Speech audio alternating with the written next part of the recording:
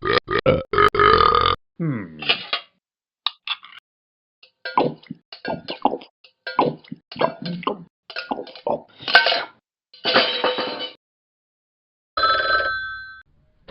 Bang. To Gangnam Style cementing Psy as a worldwide star. Oppan Gangnam Style. Here are 10 times a dance determined a creator's reputation, starting with Backpack Kid, real name Russell Horning, whose downfall began after he broke the internet. From there, the growth was insane. The floss became a meme, the biggest stars couldn't resist hopping on the trend, and even Fortnite made the dance an emote. Trying to capitalize, Russell created his first music video to accompany it. Fussing like I do it with my teeth. But while the dance had the world's attention, the music didn't hit the same. Worse, Russell would also appear on Genius to explain the deep meaning of his song's lyrics. Boston is the dance that took the world by storm on the internet. The dance, it just really came to mind. Like, I was just like playing around in the mirror playing music and I started dancing and then I started doing it. But it was his statement of inventing the dance that truly set people off. Because soon after, fans did their investigation and discovered that another YouTuber had done it in 2011. Mashed potato, mashed potato, mashed potato, mashed potato, Nevertheless, Russell still stuck to his word as he would eventually sue Fortnite in 2019 for stealing his dance. What I don't like about it is that like, some people growing up playing Fortnite, they think that the floss came from Fortnite. But this only led to further backlash and speculations that he was doing it because he'd gone broke. Eventually, the lawsuit was quietly dismissed in 2020 since Russell didn't own the copyright to the dance in the first place. As Russell faded from the spotlight, he continued pursuing music on his own, releasing tracks like Circus Song. You a clown, you belong in the circus. While his new songs got support, they never came close to matching the viral success of his dance, and his reputation had already been overshadowed by accusations that he took credit for someone else's creation. A similar fate Charli D'Amelio accidentally stumbled into when she hopped on this dance trend.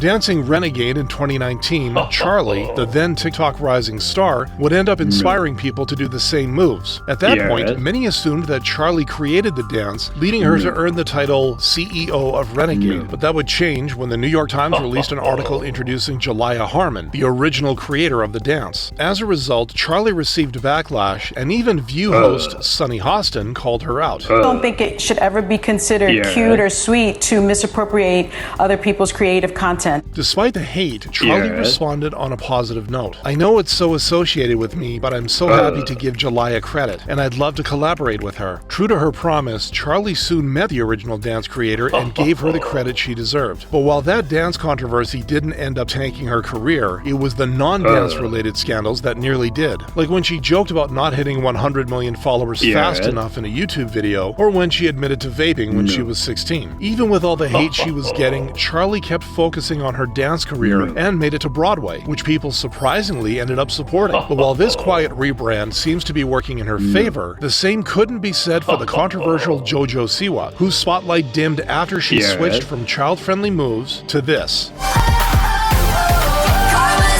Releasing her Karma video in 2024, JoJo, the former Dance Moms and Nickelodeon star, would shock fans with her inappropriate choreography. And it wasn't just that particular move that got people's attention.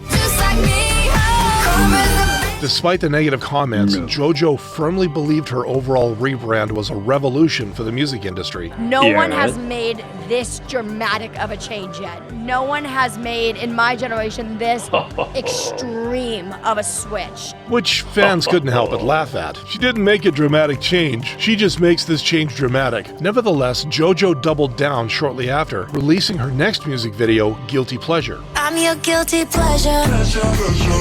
Once again, the internet was traumatized. She went from preppy girl to hurting innocent children's eyes. Unsurprisingly, this mature path she took led to a sharp decline in viewership, not even gaining a tenth of what she used to get as a kid. But while JoJo's dance switch had a major contribution to why she tanked her career, Kai Cenat nearly sparked his own downfall when he visited Jamaica for the first time in April 2024.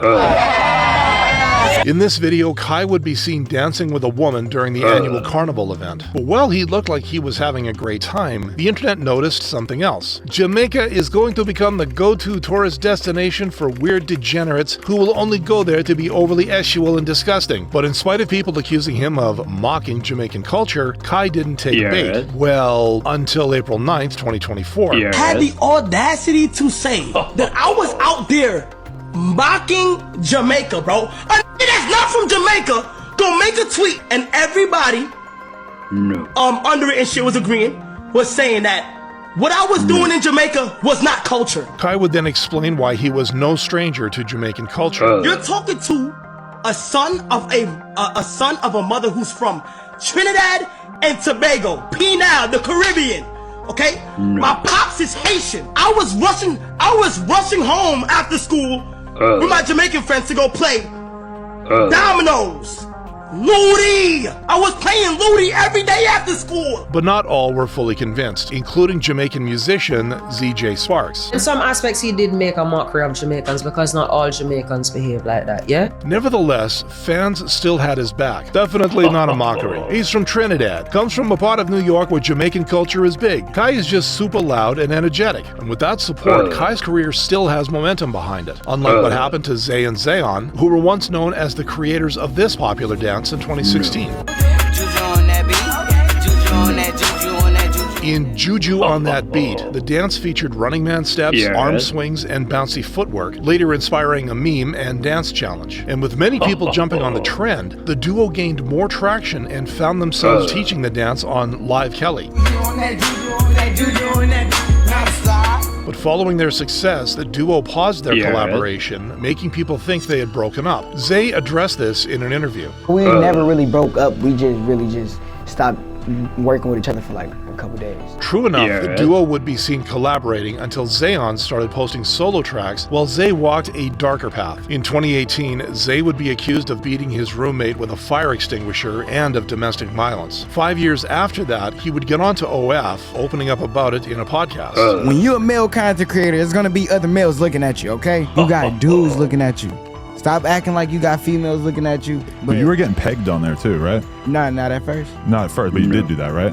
Right after all that. And this career change shocked the fans. Boy went from Juju on That Beat to Juju on That Meat, making them realize that Zay and Zayon really did part ways, confirming that the duo is no more. Unlike Ayo and Teo, who are still in the industry after they went viral for their song and its iconic choreography. I just wanna rollie with a dapper ranch. But that wasn't the first time the brothers wowed everyone with their talent. The duo first appeared on YouTube in 2014 with their dancing videos, but it would only be their We Are Young video that caught everyone's attention. And as they showed off more moves, they soon got the attention of even bigger stars, such as Usher and Chris Brown, who included them in their music videos. Not long after, the duo started making music on their own, releasing their track In Reverse. But it wasn't until they dropped Rolex in 2017 that their careers truly skyrocketed. The dance exploded online, eventually pushing the music video past 1 billion views. The momentum kept building, with follow-up tracks like Better Off Alone and Like Us pulling in millions of views. But after dropping Fly in Ghetto, the duo's hype began to fade as they took a break from releasing music. And though they managed to return, they now barely reach 1 million views, nothing coming as close to the lightning in a bottle success of Rolex. Nevertheless, the brothers kept releasing music, proving their passion was still very much alive, making them far ahead of Soulja Boy, who chose clout over passion as his problematic behavior began to overshadow his career years after his phenomenal hit. Right after its release in 2007, Soulja Boy's Crank That became a cultural phenomenon. And not only did it become Billboard's #1 hit, it also dominated YouTube and school dance floors. To sustain the hype, Soulja Boy would quickly follow up with new releases like Turn My Swag On and Kiss Me Through the Phone. Trying to stay relevant, Soulja Boy would start flaunting his wealth and even purchased a $55 million private jet for his 21st birthday, casually confirming it in an interview. G5 Yes, I think he confirmed, Mike.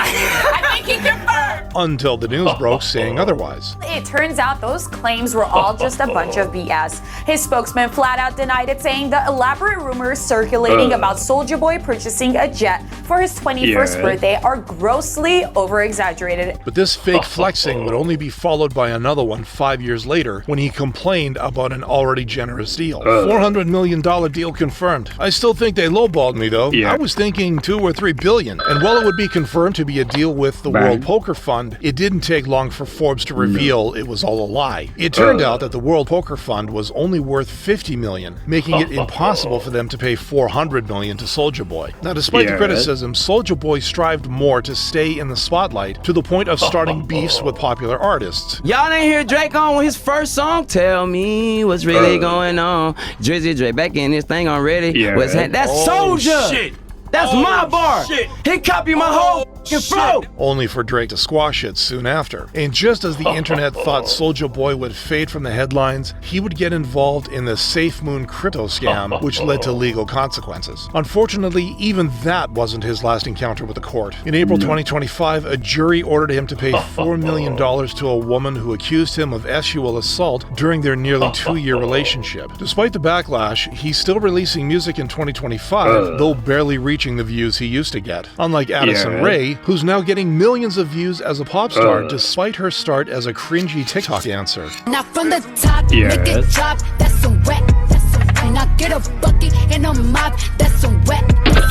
In 2019, Addison would first be known for her lip syncing, but it wasn't until 2020 when she went viral for her moves. Not because they were impressive. This does not deserve 10 million likes. There are so many girls who did better and are so underrated, it's sad. But instead of improving her content, she stooped to a new low, like asking her fans to move to the side so she could film her dancing. And this only made the internet feel some secondhand embarrassment. Nevertheless, Addison, who had over 80 million followers, capitalized on the attention by starting a music career in 2021. While her debut single gained over 20 million views, it was again met with mockery. But that would change 3 years later when she released a new single, one that would deviate from her cringy persona.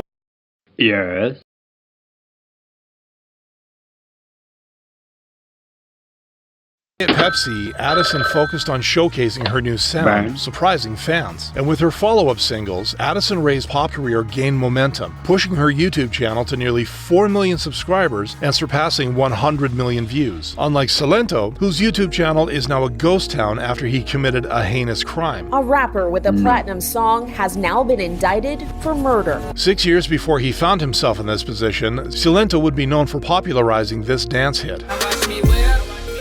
Watch me, now watch me whip. Racking up over 1 billion views, Watch Me became a global sensation and was even danced on The Ellen Show and Britain's Got Talent. But just as fast as Silento rose, he vanished from the spotlight. His follow-up releases failed to chart, and his name was barely mentioned, until it resurfaced in headlines for a far darker reason. In September 2020, Silento would be arrested after walking into a random home with a hatchet looking for his girlfriend. A month after his release, he would find himself in trouble again. Silento was arrested this weekend for going 143 miles per hour. But while he walked free once more, his next headline would be the most chilling of all. Silento was arrested in February 2021 in connection with the shooting death of his cousin, Frederick Rooks. According to the investigation, Silento allegedly shot Rooks multiple times in a residential neighborhood just outside of Atlanta. With news this shocking, the internet summed it all up perfectly. #1 hit and viral dance move of Facing Life. Gotta be one of the biggest falls ever, which makes him the complete opposite of Psy, whose viral hit pushed him to the top of the world. Oppan Gangnam Style. But before achieving this success, Psy, short for Psycho, would be slammed by his own country because he pushed boundaries in music. Releasing his debut album in 2001, Psy was banned from selling it to minors due to obscene content. Worse, a decade in, his single Right Now would also get banned for its inappropriate lyrics. But Psy's controversial track record would change when he released Gangnam Style in 2012. Oppan Gangnam Style. With the signature dance move and cheeky lyrics, Gangnam Style skipped the ban and broke the internet, becoming the first video to hit 1 billion views on YouTube. Shortly after, Psy would be teaching his iconic horse dance to big stars and collaborating with popular rappers such as Snoop Dogg. But not only was this a career-defining moment for Psy, it was also a turning point for K-pop, paving the way for other Korean artists to break into the global mainstream. And in 2019, he took things further by launching his own music label to shape the next K-pop artists. But with performance still in his DNA, Psy would then make a comeback featuring Suga of BTS 3 years later. Psy coming back. Long time no see, huh? And just like his past release, it ranked up views and praise. Even Jessie, who was once under his label, had nothing but respect for him. You could argue Psy is the greatest Korean performer of all time. Damn, this guy's like so much older than me, and he's still f***ing performing. He's like dancing like a beast. Yeah, Nobody shout can out do that. Psy, the GOAT. As of 2025, at the age of 47, Psy is still in the spotlight, with fans talking about his latest tour and body transformation, making him an example of how a dance can build a long-lasting reputation.